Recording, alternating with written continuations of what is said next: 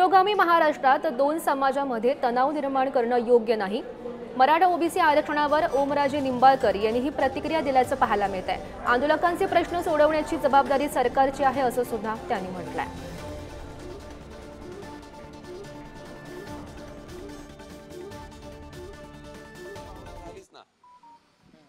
ज्या पद्धतीने त्या ठिकाणी त्यांना आश्वासन दिली गेली आणि त्या आश्वासनाची पूर्तता झाली नाही ही वस्तुस्थिती आहे।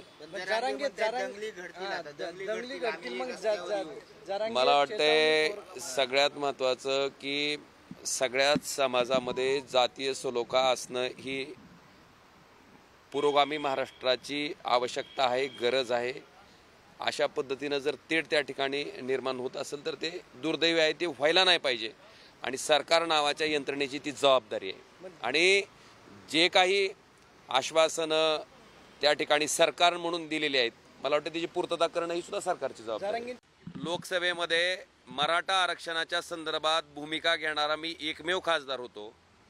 मी तिथं प्रामाणिकपणे मत मांडलं होतं की तामिळनाडू राज्यामध्ये अशीच परिस्थिती उद्भवल्याच्या नंतर त्यावेळेसच्या केंद्र सरकारनं जी पावलं उचलली होती तीच पावलं आत्ताच्या केंद्र सरकारनं महाराष्ट्रातल्या आरक्षणाच्या उचलावी आणि त्या ठिकाणी मराठा समाजाचं आरक्षण रद्द होणार नाही सुप्रीम कोर्टामध्ये याची दक्षता घ्यावी। ह्याच्या संदर्भात मी पहिल्या दिवसापासून संसदेत त्या ठिकाणी भांडतोय, केंद्र सरकारच्या लक्षात आणून देतोय, पण दुर्दैवानं केंद्र सरकारनं त्यावेळेस त्याच्याकडे लक्ष दिलं नाही।